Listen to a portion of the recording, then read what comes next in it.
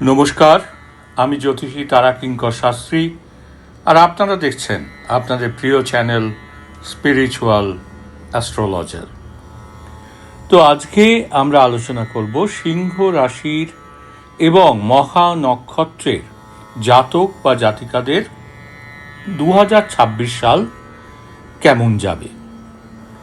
2026 সালটি সিংহ রাশি এবং মহা নক্ষত্রের জাতক বা জাতিকাদের জন্য এক গভীর রূপান্তর, আধ্যাত্মিক জাগরণ এবং ধৈর্যের বছর হতে চলেছে। আপনার নক্ষত্র অধিপতি কেতু এবং রাশি অধিপতি রবির প্রভাবে এই বছরটি আপনাকে বাহ্যিক চাকচিক্যের চেয়ে আভ্যন্তরীণ শক্তির দিকে বেশি মনোযোগী করবে। 2026 সালের গ্রহবিন্যাস এবং আপনার জীবনের ওপর তার প্রভাব চলুন আমরা বিস্তারিত আলোচনা করি। তো প্রথমেই দেখে নেব 2026 সালে প্রধান গ্রহের অবস্থান। প্রথমে শুরু করব শনি গ্রহ নিয়ে। সারা বছর ধরে আপনার রাশির অষ্টম ভাবে অর্থাৎ মীন রাশিতে অষ্টমে শনি বা শনির ঢাইয়া চলবে। এটি গভীর পরিবর্তন ও কর্মফল সংশোধনের সময়। এরপর আমরা দেখে নেব বৃহস্পতির অবস্থান নিয়ে।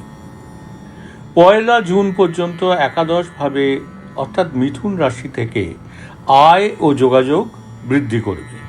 তারপর 31 অক্টোবর পর্যন্ত দ্বাদশভাবে অর্থাৎ কর্কটে উচ্চস্থ থাকবে, যা আধ্যাত্মিকতা ও দূর ভ্রমণের সহায়তা করবে। অক্টোবর শেষে আপনার নিজ রাশি অর্থাৎ প্রথমভাবে প্রবেশ করবে বৃহস্পতি।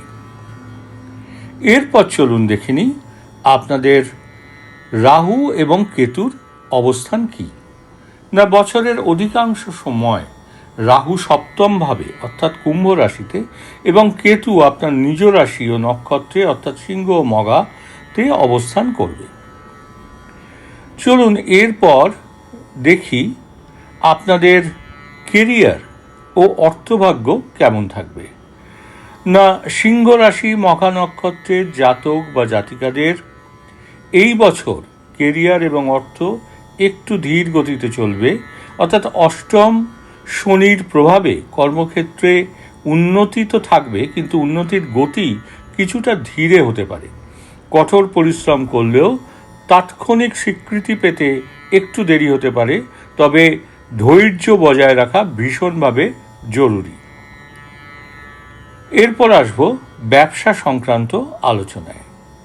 অংশীদারি ব্যবসায় একটু সতর্ক থাকবেন এবং চোখ কান খোলা রাখবেন।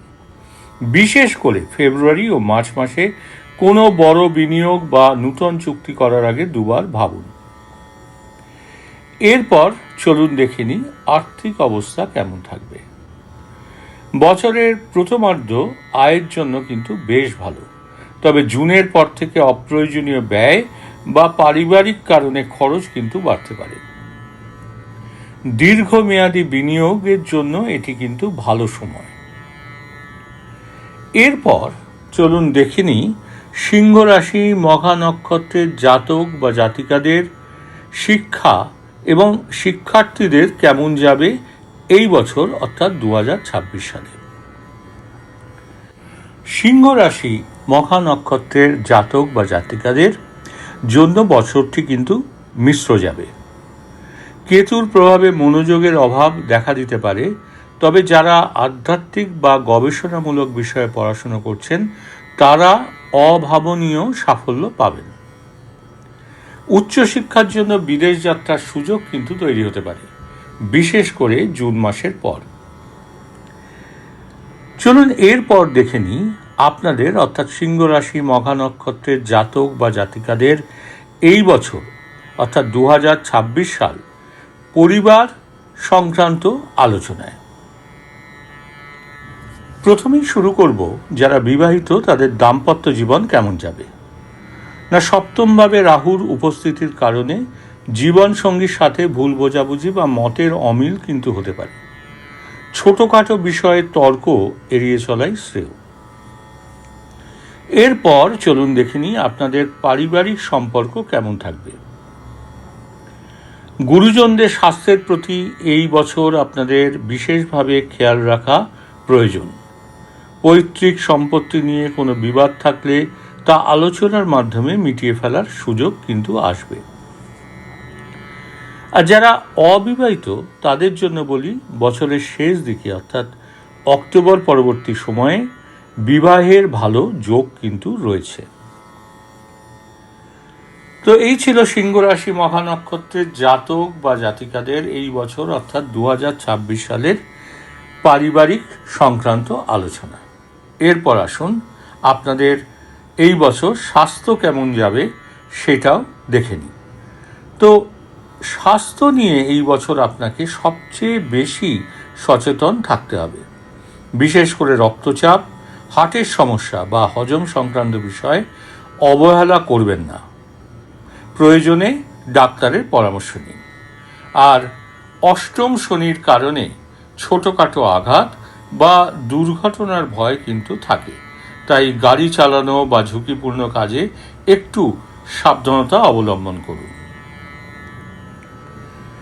এরপর চলুন দেখে নিই মঘা নক্ষত্র এবং সিংহ রাশির জাতক বা জাতিকাদের এই বছর বিশেষ সতর্কতা কি নেওয়া প্রয়োজন। না, মঘা নক্ষত্র এবং সিংহ রাশির জাতক বা জাতিকাদের প্রতীক হলো সিংহাসন বা রাজকীয় ক্ষমতা। কিন্তু এই বছর কেতু আপনার নক্ষত্রে থাকায় আপনাকে অহংকার ত্যাগ করে বিনয়ী হতে হবে। আর আধ্যাত্মিকতার ব্যাপারে বলতে হয়, এই বছর আপনি মানসিকভাবে একটু একা থাকতে পছন্দ করবেন।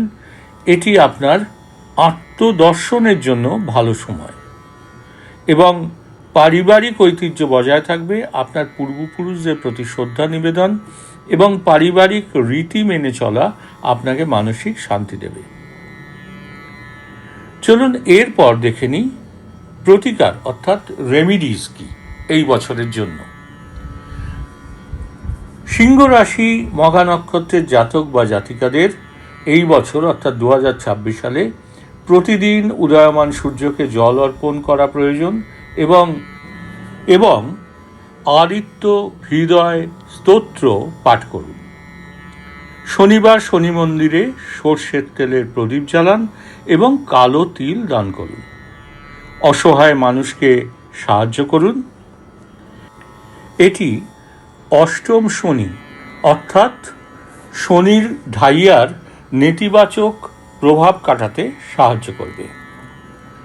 তবে একটি ব্যাপারে আপনাদের বলে নিই যে আপনার জন্মকুণ্ডলীর গ্রহদশার ওপর ভিত্তি করে এই ফলাফল কিন্তু কিছুটা পরিবর্তিত হতে পারে, তাই আপনার জন্মকুণ্ডলী কোনো ভালো অ্যাস্ট্রোলজারকে দিয়ে একটু দেখিয়ে নিন। তো এই ছিল আপনাদের অর্থাৎ সিংহ রাশি মঘা নক্ষত্রের জাতক বা জাতিকাদের এই বছর অর্থাৎ 2026-এর রাশিফল। তো আপনারা কমেন্ট করে জানাতে পারেন আপনাদের রাশি এবং নক্ষত্র কি এবং কী ধরনের আলোচনা আপনারা পছন্দ করছেন। আর ভিডিওটি যদি ভালো লাগে তাহলে অতি অবশ্যই ভিডিওটি লাইক, শেয়ার এবং সাবস্ক্রাইব করতে কিন্তু ভুলবেন না। আর নিচে থাকা বেল আইকনটি অবশ্যই প্রেস করে রাখবেন পরবর্তী ভিডিওর নোটিফিকেশন পেতে। তো আজকের মতো এই পর্যন্তই, দেখা হবে পরের ভিডিওতে।